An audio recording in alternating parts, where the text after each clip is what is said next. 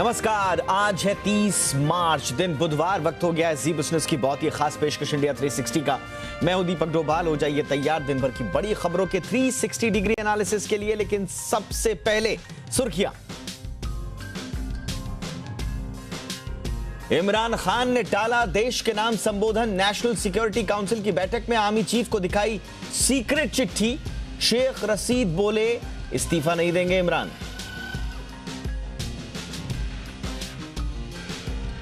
35वें दिन भी जारी है रूस और यूक्रेन के बीच जंग। यूक्रेन का दावा, बातचीत के बावजूद रूस को नहीं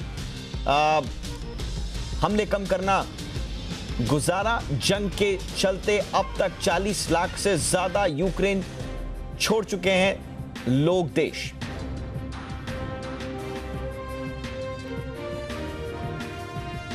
भारत में कम लेकिन दुनिया में बढ़ रहे हैं कोरोना के मामले। एशिया में 10 करोड़ के पार हुआ कोरोना का आंकड़ा। चीन के सभी राज्यों में कोरोना की दस्तक। दुनिया में बढ़ रहे हैं कोरोना के मामले और उससे सरकार है सतर्क। अगले महीने वयस्कों को बूस्टर डोज लगवाने की तैयारी में सरकार ले सकती है बड़ा फैसला। इंडिया 360 में करेंगे विश्लेषण। दुनिया में बढ़ रहे कोरोना के बीच बूस्टर डोज पर फैसले में देरी क्यों? सिटी बैंक का रिटेल कारोबार खरीदेगी एक्सिस बैंक। 160 करोड़ डॉलर में होगी deal. 12 lakh loan account, 35 branch और करीब 4000 कर्मचारी एक्सिस बैंक में होंगे मर्ज। नेचुरल गैस के दाम बढ़ाने को मंजूरी मिली। 1 अप्रैल से बढ़ेंगे नेचुरल गैस के दाम। इंडिया 360 में बताएंगे नेचुरल गैस महंगी होने से आप पर क्या पड़ेगा असर। बाजार में तेजी की हैट्रिक। निफ्टी 150 अंक चढ़कर 17,500 के पास बंद। सेंसेक्स 750 अंक उछला। रियल्टी, ऑटो और बैंक शेयरों से सपोर्ट। मोदी सरकार ने केंद्रीय कर्मचारियों को दिया बड़ा तोहफा। डीए में 3% बढ़ोतरी को मिली मंजूरी। 47 लाख कर्मचारी, 68 लाख पेंशनर्स को फायदा। और पैन आधार लिंक करने की नई बड़ी डेडलाइन। 31 मार्च ही है आखिरी तारीख। 1 अप्रैल के बाद पेनल्टी के साथ कर सकते हैं पैन आधार लिंक।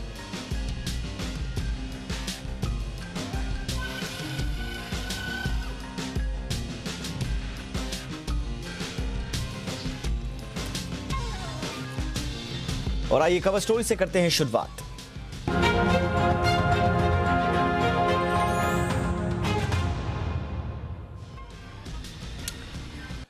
जी हां, तो कवर स्टोरी की शुरुआत कर रहे हैं हम पाकिस्तान से। पाकिस्तान में जारी सियासी घमासान से पाकिस्तान में प्रधानमंत्री इमरान खान की कुर्सी जाना तय माना जा रहा है। संसद में विश्वास प्रस्ताव पेश होने के बाद हलचल काफी तेज हो गई है। इमरान खान आज देश को संबोधित करने वाले थे, लेकिन उन्होंने ऐन वक्त पर इस योजना को टाल दिया। पाकिस्तान के आर्मी चीफ से हुई मुलाकात के बाद उन्होंने यह फैसला वापस लिया। इमरान ने यह ऐलान किया था कि वो देश को संबोधित करेंगे। पहले उनके संबोधन का समय 5 बजे तय था। उसके बाद बताया गया कि 7:30 से 8:30 के बीच वो राष्ट्र के नाम संबोधन देंगे, लेकिन 6:30 बजते ही सूचना आ गई कि उनका संबोधन टल गया है। इस बीच इमरान ने विश्वास प्रस्ताव को लेकर कहा कि यह विदेशी साजिश है। पाकिस्तान के गृह मंत्री शेख रशीद का बड़ा बयान इस बीच सामने आया। रशीद ने कहा कि इमरान खान इस्तीफा नहीं देंगे और वो आखिरी गेंद तक लड़ेंगे। बता दें कि दिन भर यह चर्चा चल रही थी कि इमरान अब अपना इस्तीफा सौंप देंगे। दरअसल 22 करोड़ अवाम का मुकदमा है जो आज ये मुतहदा अपोजिशन और उनके साथ जिस तरह बाप के खालिद मक्की साहब और आज MQM ने ऐलान किया है, इसके बाद मैं समझता हूँ कि जमहूर का तरीका ये है और एक रवायात ये हैं कि फिर प्राइम मिनिस्टर चाहे वो सिलेक्टेड क्यों ना हो, उनको चाहिए कि जब वो अदबी कुव्वत खो बैठे हैं पार्लियामान में, आज वो इस्तीफ़ा देकर एक नई रीत कायम करें और रवायत कायम करें। बहुमत के लिए 172 का आंकड़ा चाहिए और MQM-P के अलग होने के बाद इमरान के पास है 164 सांसद। ऐसे में नेशनल असेंबली में पहले ही बहुमत खो चुके इमरान ने सरकार बचाने के लिए आखिरी दांव दिया। इमरान ने विपक्ष पर चिट्ठी बम फोड़ा है और दावा किया है कि उनकी सरकार गिराने के पीछे विदेशी ताकतों का हाथ है। अब सवाल यह है कि इमरान का चिट्ठी बम बड़ा धमाका करेगा या फुस साबित हो जाएगा। फॉरेन इंपोर्टेड क्राइसिस, ये बाहर से साजिश है पाकिस्तान के खिलाफ। तो ये जो साजिश है पाकिस्तान की नेशनल असेंबली का गणित बता रहा है कि इमरान खान सरकार का गिरना तय है। हर बीतते दिन के साथ इमरान खान का समर्थन कम होता जा रहा है। आज भी आधा दर्जन से ज्यादा सांसदों ने इमरान का साथ छोड़ दिया। इस बीच इमरान खान ने अपना आखिरी दांव चल दिया है। इमरान ने एक सीक्रेट लेटर साझा करने का ऐलान किया है। दावा है कि इस लेटर से साबित हो जाएगा कि सरकार गिराने के पीछे विदेशी ताकतें साजिश रच रही हैं।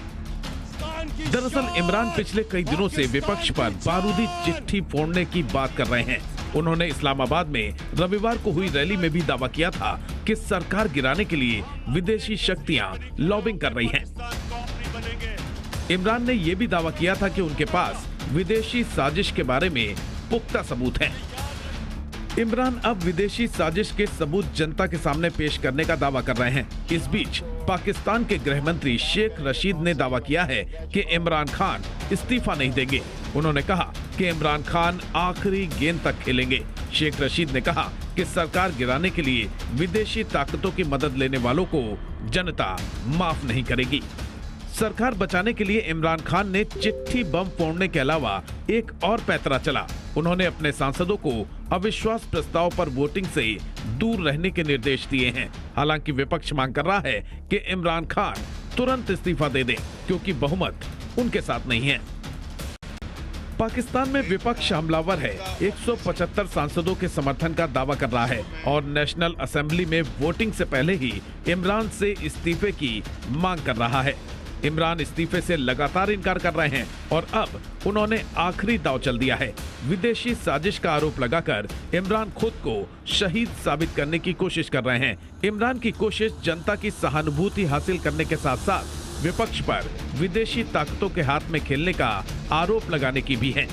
हालांकि नेशनल असेंबली में इमरान का संख्या बल दिन पर दिन कम होता जा रहा है, इसलिए फिलहाल उनकी कोई चाल काम करते नहीं दिख रही। ब्यूरो रिपोर्ट, जी मीडिया। और आइए अब कुछ खबरें लेते हैं रूस यूक्रेन जंग से।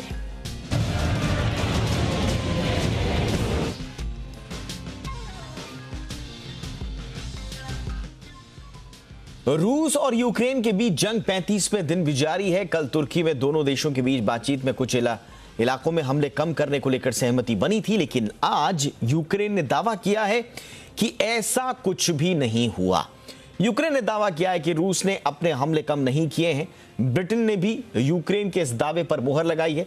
ब्रिटेन ने कहा है कि रूस अपने हमले कम नहीं करने वाला है। इस बीच यूक्रेन ने दावा किया कि 24 फरवरी को युद्ध की शुरुआत होने के बाद से 30 मार्च तक रूस के 17,300 सैनिक मारे जा चुके हैं। इसके साथ ही उसके 605 टैंक्स, 131 विमान, 131 हेलीकॉप्टर्स और 21 विशेष उपकरणों का भी नुकसान हुआ है। युद्ध की वजह से मानवीय संकट भी बढ़ा है। संयुक्त राष्ट्र के मुताबिक अब तक 40 लाख से ज्यादा यूक्रेनी लोगों ने देश छोड़ दिया है।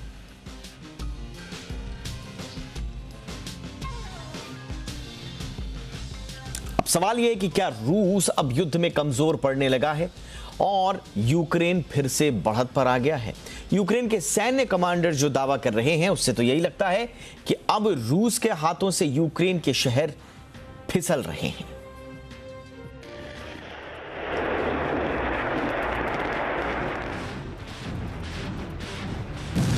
युद्ध का 35वां दिन, तबाही जारी, रूस पड़ा कमजोर, यूक्रेन ने मारी बाजी। लगातार हमलों से पस्त हो चुके यूक्रेन की ओर से युद्ध में हालात बदलने का भरोसा दिलाया जा रहा है। रूस को पटखनी देने का दावा किया जा रहा है। भारी गोलीबारी से तबाह हो चुके यूक्रेन का आत्मविश्वास शायद लौटने लगा है और रूस भी अब थकने लगा। दरअसल यूक्रेनी सेना का कहना है कि अब वो धीरे धीरे रूसी कब्जे से हर शहर को छुड़ाने लगे। इरपिन शहर जो रूसी हमले में पूरी तरह तबाह हो चुका है, जहां रूस यूक्रेन के बीच लगातार कई दिनों तक भारी युद्ध हुआ, वहां पर फिर से यूक्रेन का कब्जा होने का दावा किया जा रहा है। रूसी कब्जे से जमीनों को छुड़ाने के लिए यूक्रेनी सेना लगातार करारा जवाब दे रही है। धीरे धीरे यूक्रेनी सेना भी अपनी रणनीति में बदलाव कर रही है और एक साथ कई जगहों पर रूसी सेना के खिलाफ मोर्चा खोल दिया है। चाहे वो कीव हो या चर्निहिव या जाइटोमिर, हमलों की इन तस्वीरों को देखिए, कैसे लगातार यूक्रेनी सेना रूस को नुकसान पहुंचा रही है, रूसी टैंक और काफिले को तहस नहस कर रही है, और इसकी बड़ी वजह दूसरे देशों से मिली सैन्य सहायता है।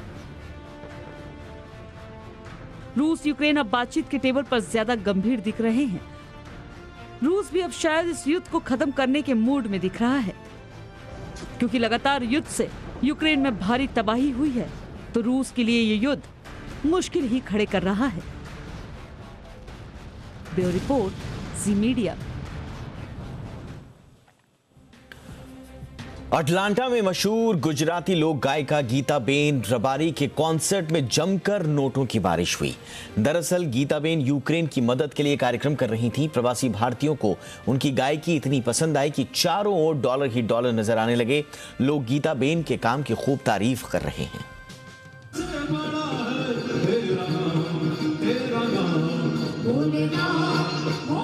अमेरिका के अटलांटा में मशहूर गुजराती लोक गायिका गीताबेन रबारी ने जब अपनी गायकी से समा बांधा तो चारों ओर डॉलर की बारिश होने लगी। दरअसल गीताबेन ने यूक्रेन की मदद के लिए अमेरिका में कॉन्सर्ट किया, जिसमें उन पर लाखों डॉलर की बारिश हुई। यूक्रेन पर जारी रूसी आक्रमण के बीच दुनिया भर के लोग उसकी मदद के लिए फंड जुटा रहे हैं। ऐसे में जब गीताबेन ने अटलांटा में कॉन्सर्ट किया तो उन पर बड़ी संख्या में एनआरआई ने डॉलर की बरसात कर डाली।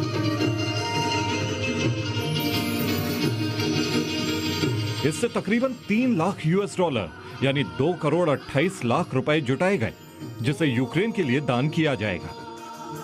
लोक गायिका गीताबेन का ये कॉन्सर्ट अमेरिका के जॉर्जिया प्रांत के अटलांटा शहर में हुआ। इसमें गीताबेन रबारी, उनके साथी माया भाई अहीर और सनी जाधव ने भारतीय और गुजराती संगीत से जबरदस्त माहौल बना दिया।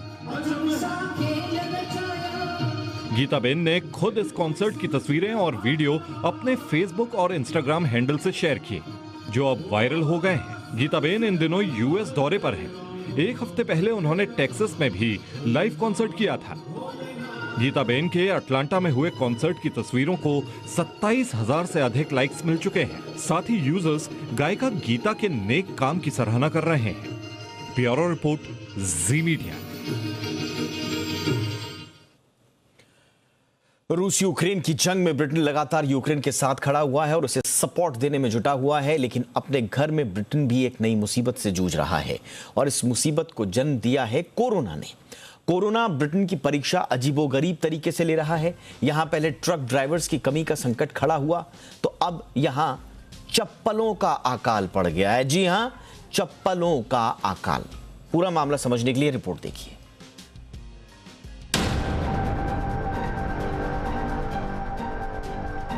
अभी ज्यादा दिन नहीं हुए हैं जब ट्रक ड्राइवरों की कमी के चलते ब्रिटेन में पेट्रोल और डीजल की कमी हो गई थी। दरअसल कोरोना के चलते यहां ट्रक ड्राइवरों की कमी का संकट पैदा हो गया और इस संकट की वजह से सप्लाई चेन प्रभावित हुई।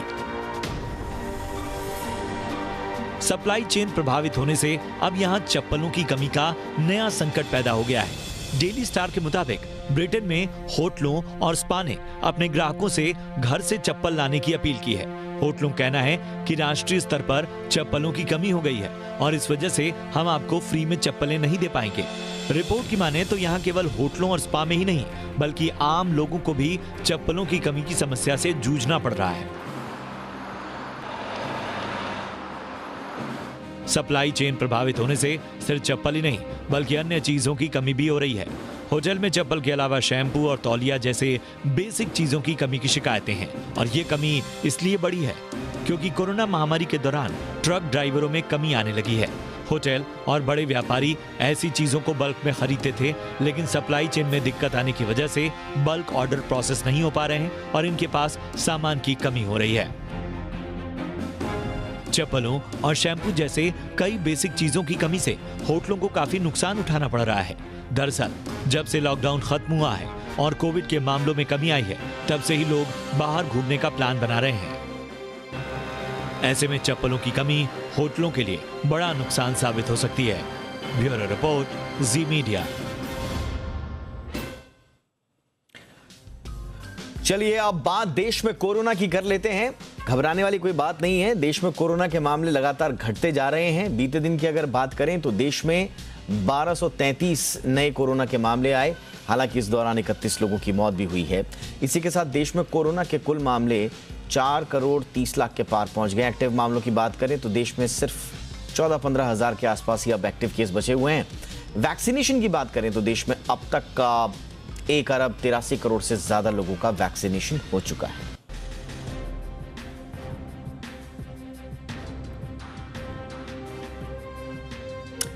तो भारत में भले ही कोरोना के मामले कम होते जा रहे हों, लेकिन दुनिया के कुछ देशों में हालात बिगड़ते जा रहे हैं। ओमिक्रॉन के BA.2 वेरिएंट चीन और यूरोप के कुछ हिस्सों में तेजी से फैल रहा है। इसमें फ्रांस, इटली, जर्मनी और ब्रिटेन शामिल हैं। स्कॉटलैंड और वेल्स में भी कोरोना पीक पर है, जबकि इंग्लैंड में कोविड के मामले रिकॉर्ड लेवल के करीब हैं। फ्रांस का कहना है कि उसके यहाँ इस वेरिएंट के चलते अस्पताल में भर्ती होने वालों की संख्या में भी तेजी से इजाफा हो रहा है।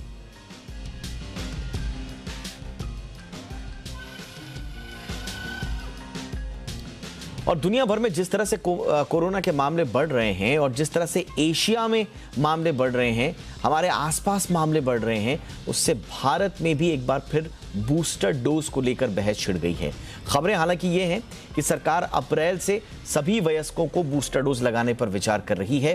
हालांकि अभी तक इस पर कोई अंतिम फैसला सामने नहीं आया है।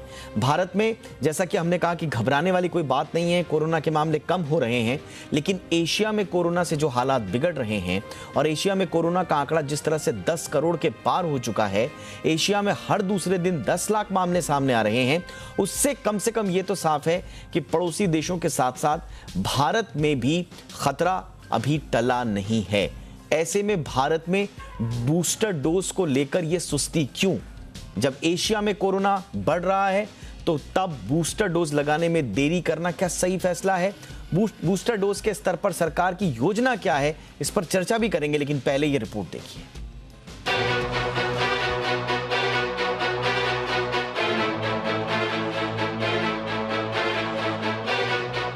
दुनिया भर में कोरोना एक बार फिर वापसी कर चुका है। ब्रिटेन, फ्रांस से लेकर चीन और दक्षिण कोरिया तक कोरोना के मामलों में जबरदस्त उछाल देखने को मिल रहा है। ये सब तब हो रहा है जब पूरी दुनिया में वैक्सीनेशन भी तेजी से जारी है। भारत में भी कोरोना के मोर्चे पर काफी राहत है, लेकिन जिस तेजी से पड़ोसी देशों में कोरोना बढ़ रहा है, उससे भारत को भी सतर्क रहने की जरूरत है। एशिया की बात करें तो चीन में कोरोना से सबसे ज्यादा बुरे हाल है। यहाँ की जीरो कोविड नीति फेल हो चुकी है। चीन के लगभग 12,000 सरकारी अस्पतालों में नए मरीजों को भर्ती करने की जगह नहीं है। एशिया के अन्य देशों की बात करें तो दक्षिण कोरिया में बीते 24 घंटे 4 लाख नए मामले सामने आए हैं। वियतनाम में 1 लाख से ज्यादा केसेस मिले हैं, तो वहीं जापान और थाईलैंड में भी कोरोना की मार दिन ब दिन बढ़ती जा रही है। यूरोप हो या एशिया, हर तरफ कोरोना के मामलों में उछाल नजर आ रहा है। कोरोना में जिस तरह का उछाल दिख रहा है, उससे भारत को भी सतर्क रहने की जरूरत है। देश में बूस्टर डोज लगाने पर चर्चा की बात कई बार आ चुकी है, लेकिन सरकार की तरफ से अभी तक इस मोर्चे पर कोई फैसला नहीं लिया गया है। भारत में भले ही अभी शुरुआत न हुई हो, लेकिन दुनिया के कई देशों में बूस्टर डोज लगने की शुरुआत हो चुकी है। दुनिया भर में 121 से ज्यादा देशों में बूस्टर डोज लगाई जा रही है। इनमें अमेरिका, ब्रिटेन, इजराइल समेत कई ऐसे देश शामिल हैं। कुछ देशों में तो चौथी डोज लगने की शुरुआत हो चुकी है। लेकिन क्या बूस्टर डोज कोरोना को रोकने में कारगर है? इस सवाल का जवाब हम आपको 2 स्टडीज के जरिए देते हैं। ब्रिटेन की हेल्थ एजेंसी ने एक स्टडी की। इस स्टडी में सामने आया कि कोरोना के हल्के लक्षणों वालों में वैक्सीन के 2 डोज का असर 20 हफ्ते तक बना रहा। इसके बाद जब उन्हें बूस्टर डोज दी गई तो वैक्सीन का असर 65 से 70% बढ़ गया और 10 हफ्तों से कुछ ज्यादा रहा। वहीं गंभीर रूप से बीमार लोगों में बूस्टर डोज का असर ज्यादा हुआ। स्टडी में सामने आया कि बूस्टर डोज से हॉस्पिटलाइजेशन का खतरा 92% तक कम हुआ है और वैक्सीन का असर 83% से ज्यादा बना रहा। इसी तरह की एक स्टडी यूएस की हेल्थ एजेंसी CDC ने 2,41,000 लोगों पर की। इसमें सामने आया कि बूस्टर डोज हॉस्पिटलाइजेशन कम करने में 91% कारगर रहा। यह असर 2 महीने तक बना रहा, वहीं 4 महीने और उसके बाद असर घटकर 78% पर आ गया। इन दोनों स्टडीज से यह तो साफ है कि बूस्टर डोज गंभीर रूप से बीमार लोगों पर ज्यादा कारगर है। ये तो तय है कि बूस्टर डोज कोरोना के खतरे को कम करने में मददगार है। ऐसे में भारत को भी जल्द से जल्द इस मोर्चे पर कोई फैसला लेने की जरूरत है, क्योंकि एशिया समेत दुनिया भर में जिस तरह से कोरोना के केस बढ़ रहे हैं, और एंटीबॉडीज के 3 महीने के आसपास गायब हो जाने की जिस तरह की स्टडीज सामने आए हैं, उससे भारत के लिए कोरोना का खतरा कभी भी बढ़ सकता है। ऐसे में जरूरी है कि भारत बूस्टर डोज को लेकर जल्द फैसला ले ताकि देर ना हो जाए। ब्यूरो रिपोर्ट, जी बिजनेस। चर्चा के लिए इस वक्त मेरे साथ जुड़ चुके हैं दिल्ली कोविड वैक्सीन कमेटी के member doctor Sameer Bhati. Doctor Bhati, जिस तरह से एशिया में मामले बढ़े हैं, 10 करोड़ का आंकड़ा अब आ चुका है। हम देख रहे हैं कि चीन आसपास में कोरोना के संक्रमण बढ़ रहे हैं। गनीमत यह है कि भारत में स्थिति अभी ठीक है, लेकिन हम चुपचाप हाथ पर हाथ धरे बैठ नहीं सकते। हमें जब देर हो जाए उसका इंतजार नहीं करना होगा। अब जल्द से जल्द बूस्टर को लेकर कार्रवाई आगे बढ़ानी होगी।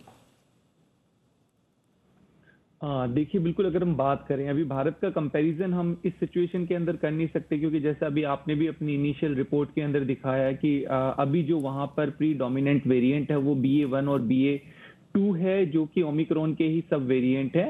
ये ऑलरेडी इंडिया के अंदर हमने जब देखा था जनवरी में काफी ज्यादा इससे संक्रमित हो चुके थे। ये ऑलरेडी यहाँ पर स्प्रेड हो चुका था और इससे ऑलरेडी नेचुरल इन्फेक्शन लोगों के अंदर आ गया था। दूसरा, अगर हम बात करें तो इंडिया के अंदर जब हमने देखा भी जो हमारी प्रिकॉशन डोज थी वो आपका 10 जनवरी के बाद शुरू हुई थी, उससे पहले भी ओमिक्रॉन वेरिएंट यहाँ पे स्प्रेड हुआ था। उस समय भी हमने ऐसा कोई हॉस्पिटलाइजेशन या किस तरह का ICU बेड इंक्रीज या कोई मोर्टेलिटी ऐसी नहीं देखी थी। तो मुझे लगता है कि ओमिक्रॉन से और ओमिक्रॉन के जो सब वेरिएंट है उससे जो है इंडिया पूरी तरह से प्रोटेक्टेड है। और हमारी प्राइमरी वैक्सीन की भी 2 डोज ज्यादातर काफी पॉपुलेशन को लग चुकी है। और इसके अलावा जो नेचुरल इन्फेक्शन है, हम जिसको कहते हैं हाइब्रिड इम्यूनिटी, वो भी काफी जनसंख्या के अंदर बन चुकी है। तो इसको हम कह सकते हैं कि इस तरह से जो है हमारी अधिकतर पॉपुलेशन हाइब्रिड इम्यूनिटी से प्रोटेक्टेड है।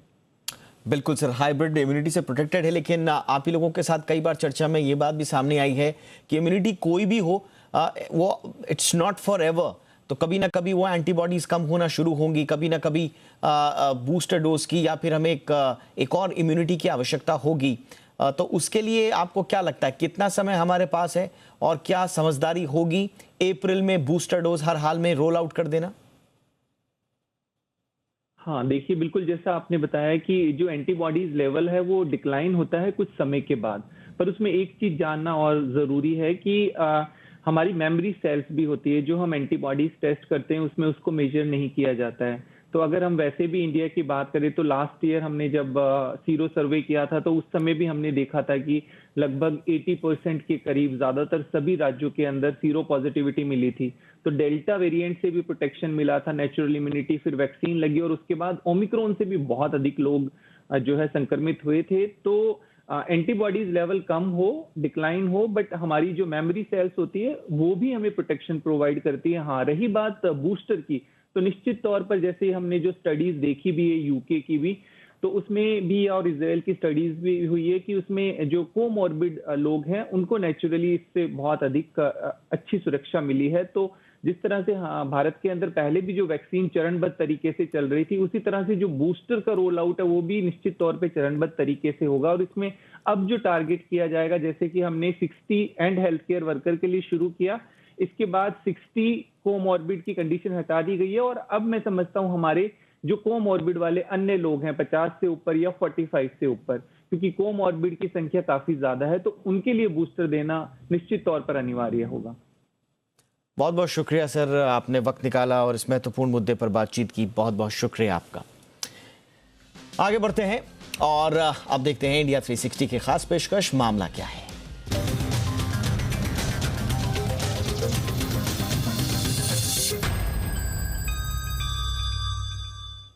कोरोना के कहर के बीच दुनिया में एक और वायरस कहर बरपा रहा है और इसका नाम है लासा फीवर। नाइजीरिया में अब तक इस वायरस की चपेट में 659 लोग आ चुके हैं, जबकि 123 मरीजों ने दम तोड़ दिया है। वहीं ब्रिटेन में इस वायरस के 3 मरीज मिले हैं, जिस वजह से इस वायरस के फैलने का खतरा बढ़ गया है। लासा फीवर का मामला क्या है और कितना खतरनाक है, ये देखिए।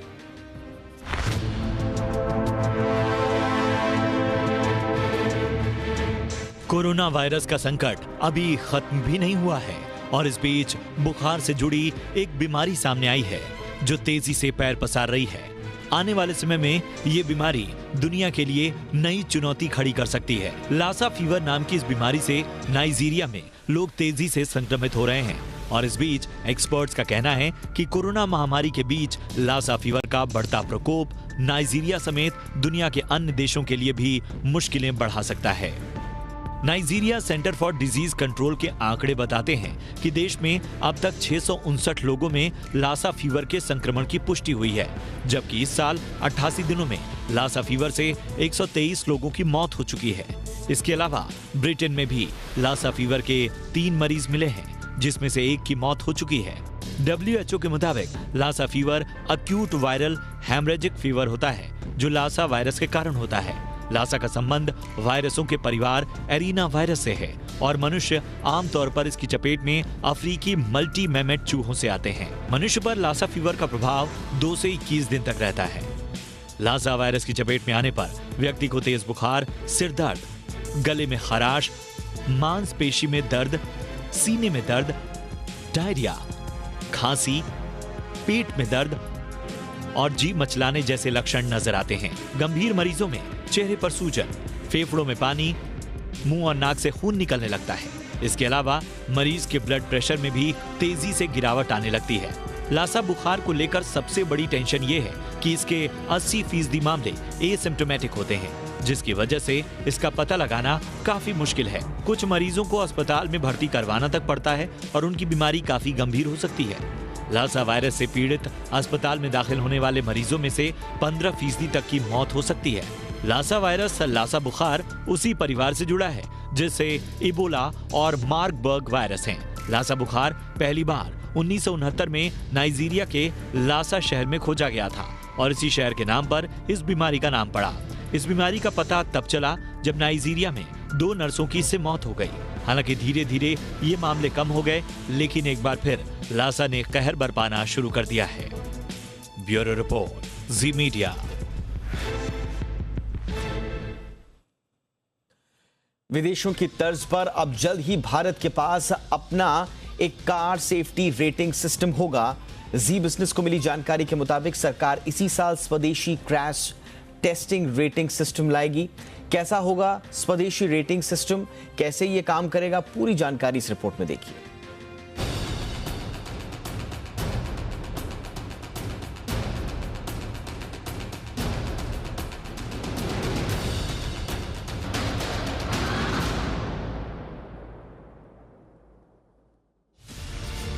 आपकी कार कितनी सुरक्षित होगी यह भारतीय मानकों के आधार पर तय होगा। इसके लिए जल्द ही भारत सरकार एक independent car accident test solution लाएगी, जो अलग अलग स्टैंडर्ड के आधार पर कार की सेफ्टी रेटिंग तय करेगा। सड़क परिवहन मंत्री नितिन गडकरी का कहना है कि भारत का अपना एनकैप अमेरिका, ऑस्ट्रेलिया, यूरोपीय संघ और जापान में चल रहे एनकैप से भी बेहतर होगा। केंद्र सरकार वाहन सेफ्टी के लिए स्टार रेटिंग सिस्टम बनाने के अलावा कारों के पीछे की बीच वाली सीट सहित सभी पैसेंजर्स के लिए 6 एयरबैग और 3 पॉइंट सीट बेल्ट अनिवार्य करने पर भी काम कर रही है। नितिन गडकरी का कहना है कि भारत में मौजूदा सेफ्टी प्रोटोकॉल काफी पुराना है। ऐसे में सेफ्टी स्टैंडर्ड में सुधार के लिए सरकार काफी जोर दे रही है। हालांकि इसे लेकर जनता से भी सुझाव मांगे जाएंगे। भारत सरकार का कहना है कि विदेशों में जो एक्सीडेंट टेस्ट सॉल्यूशन है वो भारतीय सड़कों के लिहाज से अलग हैं।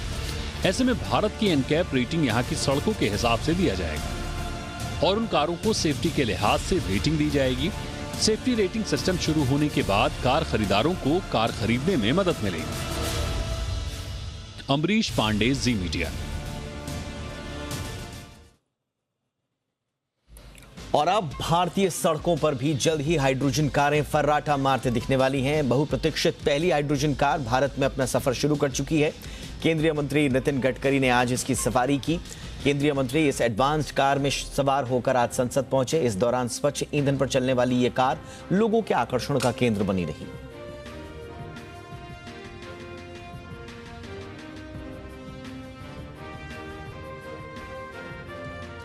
आने वाले दिनों में आम लोगों को महंगाई का एक और झटका लग सकता है। सरकार ने नेचुरल गैस की कीमतों में बढ़ोतरी को मंजूरी दे दी है, यानी 1 अप्रैल से नेचुरल गैस के दाम करीब 2 गुने हो जाएंगे। नेचुरल गैस की कीमतें बढ़ने से सीएनजी और पीएनजी की कीमतें बढ़ जाएंगी। ऐसे में किचन का बजट बिगड़ सकता है। वहीं इंडस्ट्रीज में भी नेचुरल गैस का भरपूर इस्तेमाल होता है, जिसकी वजह से ज्यादातर प्रोडक्ट्स के दाम बढ़ सकते हैं।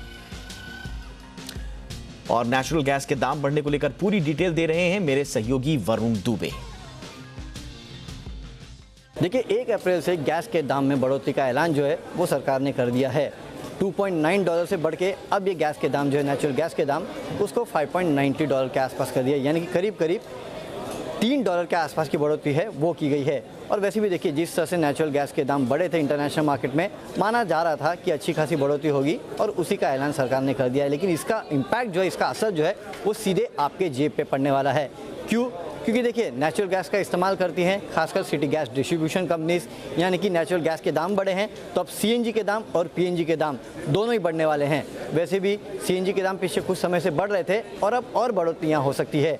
और पीएनजी के दाम अगर बढ़ते हैं तो जाहिर सी बात है इसका सीधा असर जो है वो आपके किचन पे पड़ने वाला है, क्योंकि इसके चलते गैस के दाम बढ़ जाएंगे और आपके किचन का बजट बिगड़ सकता है।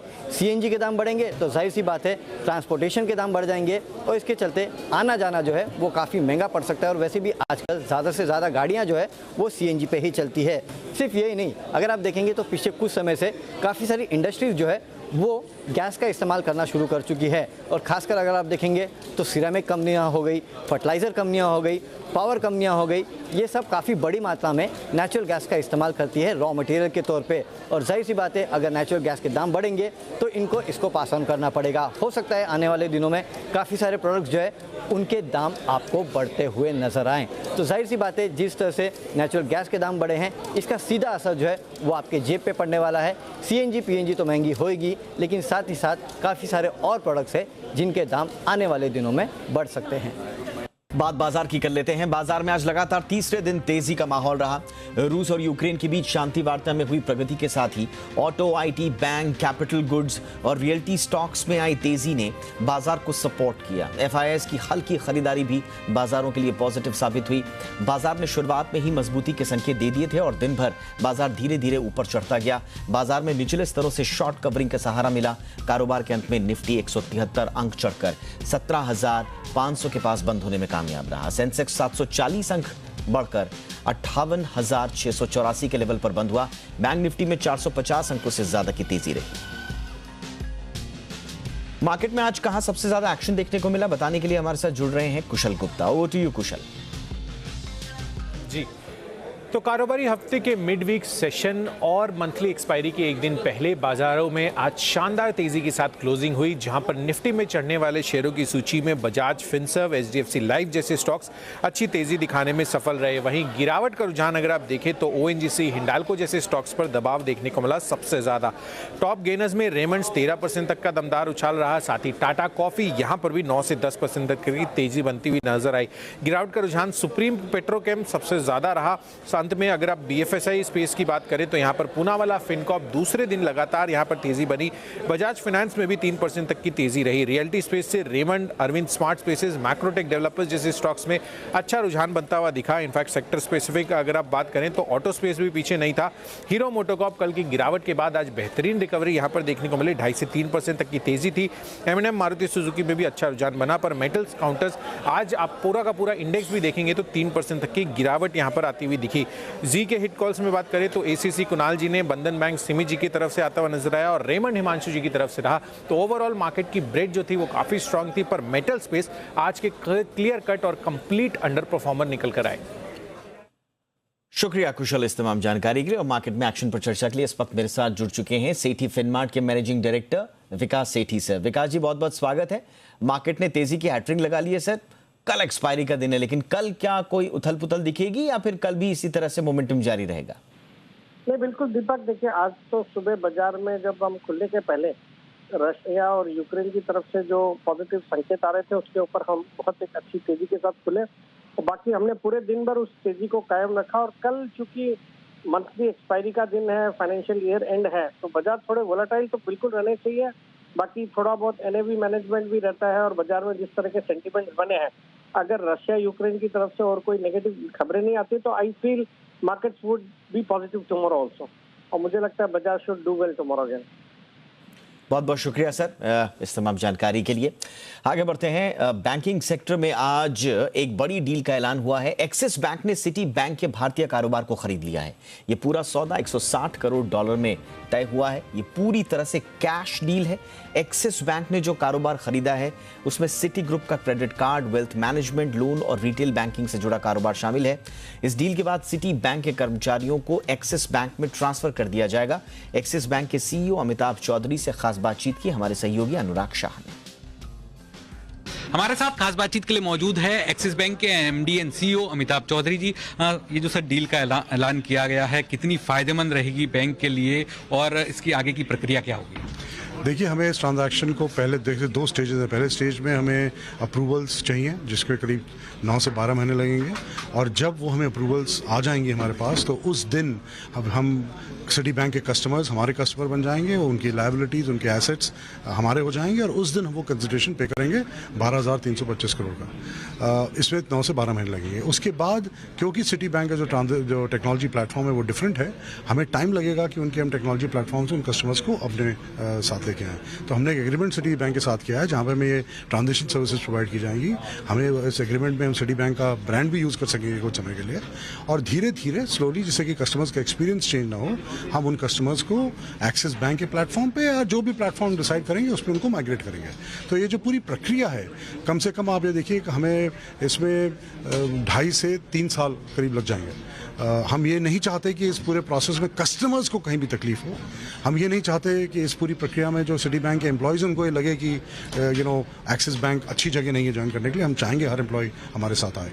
जहाँ तक इस डील का सवाल है, ये डील हमारे क्रेडिट कार्ड जो बिजनेस है उसको नंबर 3 पोजीशन तक लेके आती है। जहाँ तक हम रिसीवेबल्स के एंगल से देखें, हमारा वेल्थ मैनेजमेंट फ्रेंचाइज भी नंबर 3 बन जाएगा मार्केट में।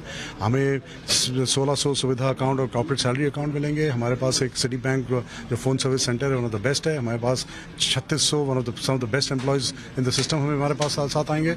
तो हमें ये लगता है कि जो बिजनेस है और इसके साथ जो लोग आ रहे हैं, जो प्रोडक्ट्स आ रहे हैं, जो क्लाइंट्स आ रहे हैं, ये हमें एक कैटापुल्ट करेगा इन अ पोजीशन जहाँ पे रिटेल बैंकिंग जो हमारा बिजनेस है एक बहुत ही स्ट्रॉन्ग बिजनेस बन सकता है। और इस तरह का ट्रांजैक्शन किसी भी समय में, किसी भी इंडस्ट्री में कभी कभी आता है। तो हमें we are fortunate and this kind of opportunity हमारे सामने आई, और सिटी बैंक को लगा कि भाई उनके कस्टमर्स, उनके एम्प्लॉयज़ एक्सिस बैंक फैमिली में जाएं तो बेस्ट रहेगा। सर, 12,000 करोड़ है ये पूंजी की, क्या कहाँ से जुटाई जाएगी? क्योंकि एक बड़ा अमाउंट है, कितना प्रेशर आएगा बैलेंस शीट पे, और क्या फोकस जो है सबसे ज़्यादा क्रेडिट कार्ड पे ही होगा?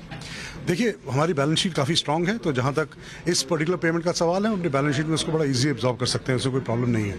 बट हम ग्रोइंग फ्रेंचाइज हैं और हमारी capital requirements on an ongoing base आती रहेंगी और आती रही हैं और रहेंगी।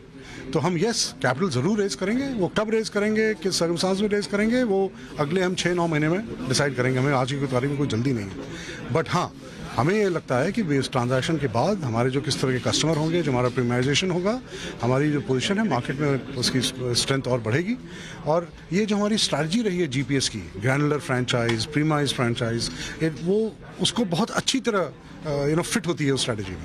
तो इसलिए ये ट्रांजैक्शन हमारे लिए, अगर हम उसको एग्जीक्यूट अच्छा कर सकें, बड़ा फायदेमंद रहेगा। हमसे बात करने के लिए बहुत बहुत शुक्रिया। अब इंजीनियरिंग के लिए 12वीं में मैथ्स, केमिस्ट्री और फिजिक्स की पढ़ाई जरूरी नहीं होगी। कुछ जो सब्जेक्ट्स हैं, कुछ ट्रेड्स हैं, उनको अगर छोड़ दें तो AICTE ने बीटेक और BE में दाखिले के लिए इन तीनों सब्जेक्ट्स को ऑप्शनल कर दिया है। इससे इंजीनियरिंग करने की राह अब आसान हो गई है। AICTE के इस फैसले के पीछे वजह क्या है, रिपोर्ट देखिए।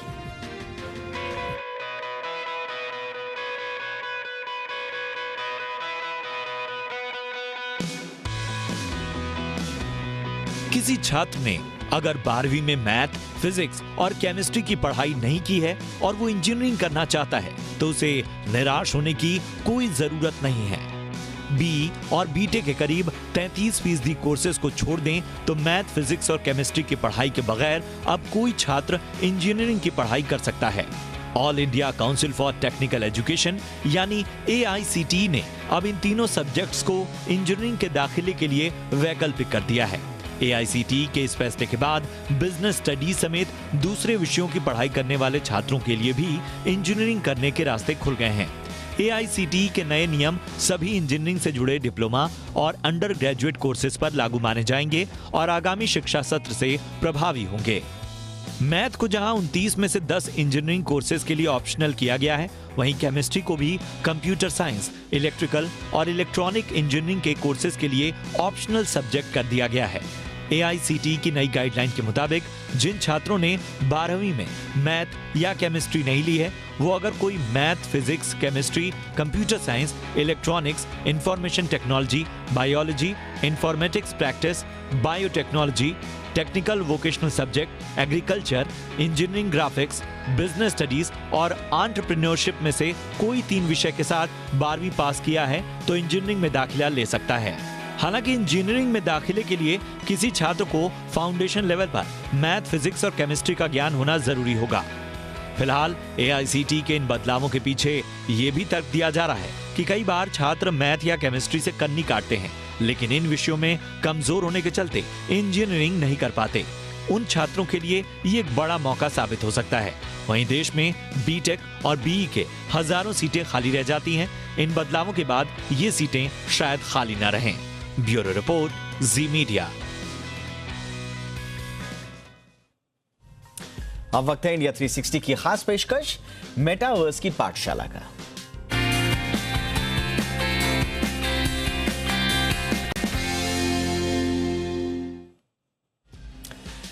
मेटावर्स की पाठशाला में आज हम आपको बता रहे हैं कि इस वर्चुअल दुनिया में कैसा होता है आपका अवतार, और मेटावर्स की दुनिया में NFT से इसका क्या कनेक्शन है।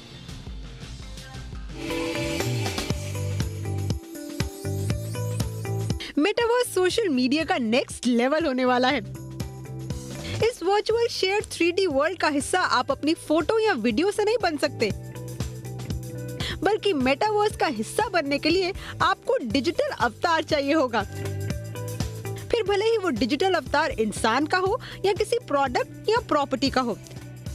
ये 3D अवतार होते हैं मेटा दुनिया के डिजिटल वर्चुअल एसेट्स, जिन्हें NFT यानी कि नॉन फंजिबल टोकन कहा जाता है। क्योंकि मेटा ब्लॉकचेन टेक्नोलॉजी पर आधारित है, इसलिए हर एक NFT यूनिक होती है। भले ही आपका सिग्नेचर हो, फोटो हो, आवाज हो, कोई मीम हो, कोई भी चीज जिसकी आप कल्पना कर सकते हैं वो NFT बन सकती है। इसलिए बहुत से दिग्गज, आम और खास भी अपने काम की कुछ फोटोज की NFT बना रहे हैं। अमिताभ बच्चन जैसे मधुशाला की NFT बेच रहे हैं बतौर ऑडियो। इसके साथ साथ जॉनी लीवर जो हैं वो कॉमिक अवतार बेच रहे हैं बतौर NFT। मतलब आप जो सोच सकते हैं उसकी NFT बनाकर आप ट्रेड कर सकते हैं, बशर्ते आपके पास उसके फुल कॉपीराइट हो।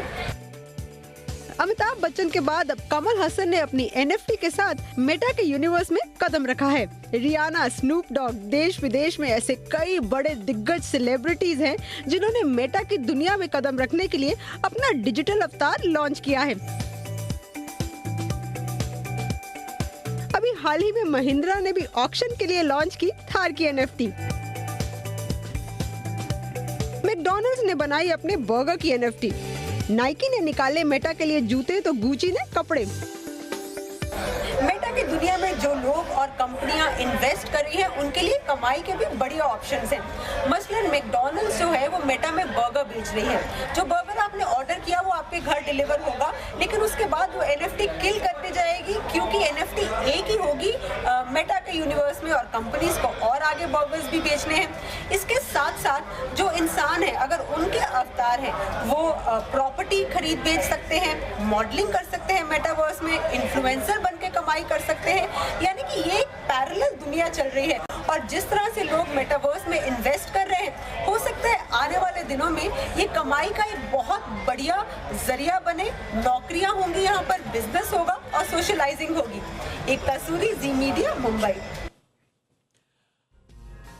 भारत के पूर्व कप्तान विराट कोहली ने 2021 में टॉप वैल्यूड सेलिब्रिटी के रूप में अपना स्थान बरकरार रखा है। हालांकि उनकी ब्रांड वैल्यू लगभग 22% गिरकर $18.57 करोड़ यानी 1400 करोड़ रुपए हो गई है। साल 2020 में ये $23.77 करोड़ यानी करीब 1800 करोड़ रुपए थी। पूर्व कप्तान MS धोनी 2021 में अपने ब्रांड वैल्यू में 69% की बढ़ोतरी के साथ $6.12 करोड़ के साथ 5वें स्थान पर हैं। टीम इंडिया के कप्तान रोहित शर्मा $3.2 करोड़ की ब्रांड वैल्यू के साथ 13वें नंबर पर हैं। ऑस्ट्रेलिया वेस्टइंडीज को 157 रन से हराकर नवी बार महिला वर्ल्ड कप के फाइनल में पहुंच गई है। बुधवार को वेलिंगटन में खेला गया पहला सेमीफाइनल बारिश की वजह से देरी से शुरू हुआ। बारिश के कारण मैच 45 ओवर का कर दिया गया। ऑस्ट्रेलिया ने पहले बल्लेबाजी करते हुए 45 ओवर में 3 विकेट के नुकसान पर 305 रनों का विशाल स्कोर खड़ा किया। टारगेट का पीछा करने उतरी वेस्टइंडीज की पूरी टीम 37 ओवर्स में 148 पर ढेर हो गई। सनराइजर्स हैदराबाद को आईपीएल के अपने पहले मैच में राजस्थान के हाथों 61 रन से हार का सामना करना पड़ा। एसआरएच के कप्तान केन विलियमसन के लिए यह मैच दोहरे नुकसान वाला रहा। पहले टीम हार गई, बाद में उनके ऊपर 12 लाख रुपए का जुर्माना भी लगा दिया गया। आईपीएल की ओर से बयान जारी करके कहा गया कि सनराइजर हैदराबाद पर 29 मार्च को हुए मुकाबले के दौरान धीमी ओवर गति बनाए रखने के कारण विलियमसन पर जुर्माना लगाया गया है। उन पर 12 लाख रुपए का जुर्माना लगाया गया।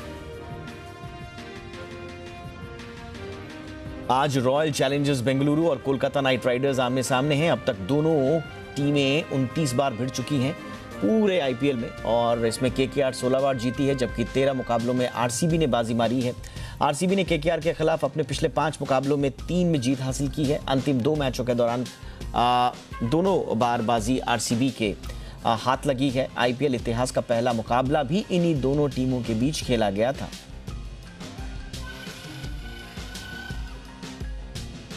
यूरोपीय वर्ल्ड कप क्वालिफायर में पुर्तगाल ने नॉर्थ मैसेडोनिया को 2-0 से हराकर वर्ल्ड कप के लिए प्रवेश कर लिया है। पुर्तगाल के लिए दोनों गोल ब्रूनो फर्नांडिस ने किए। फुटबॉल वर्ल्ड कप कतर में 21 नवंबर से 18 दिसंबर के बीच होना है। पुर्तगाल की इस जीत के साथ ही नॉर्थ मैसेडोनिया का वर्ल्ड कप में खेलने का सपना टूट गया है। अब तक नॉर्थ मैसेडोनिया ने एक भी वर्ल्ड कप में नहीं खेला है। क्रिस्टियानो रोनाल्डो कतर में 5वां वर्ल्ड कप खेलेंगे। रोनाल्डो की टीम में आने के बाद पुर्तगाल ने 5वीं बार वर्ल्ड कप में पहुंचने का मकाम हासिल किया है। एक्ट्रेस दीपिका पादुकोण को टाइम 100 इम्पैक्ट अवार्ड से सम्मानित किया गया है। दीपिका को यह अवार्ड मेंटल हेल्थ पर काम करने की वजह से मिला है। दुबई के म्यूजियम ऑफ द फ्यूचर में आयोजित इस फंक्शन में शामिल होने के लिए दीपिका के पति रणबीर सिंह भी पहुंचे। उनके साथ में फैंस और दुनिया से अपनी खुशी साझा करते हुए दीपिका ने इंस्टाग्राम पर पोस्ट शेयर किया।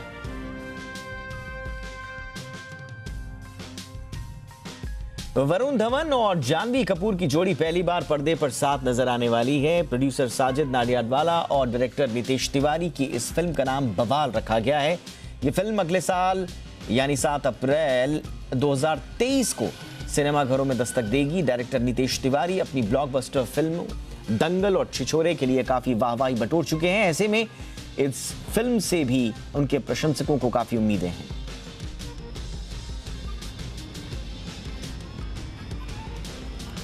बॉलीवुड एक्टर सलमान खान की एक्स गर्लफ्रेंड सोमी अली ने हाल ही में सोशल मीडिया के जरिए सलमान पर इनडायरेक्टली कुछ आरोप लगाए हैं।